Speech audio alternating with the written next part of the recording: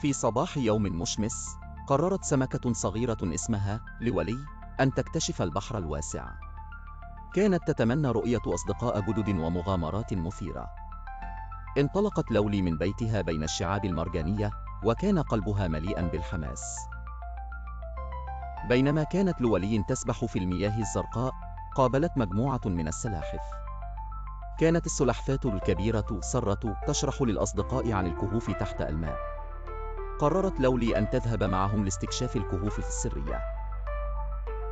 عندما دخلت لولي والسلاحف الكهف، اكتشفوا عالماً مدهشاً مليئاً بالألوان الزاهية.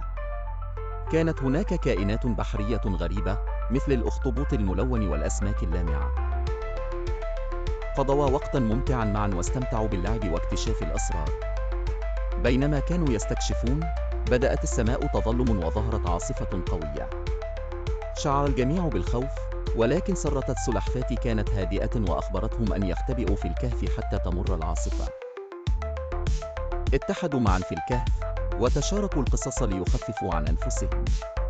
بعد أن مرت العاصفة، خرج الجميع من الكهف ليجدوا البحر قد أصبح أكثر جمالاً.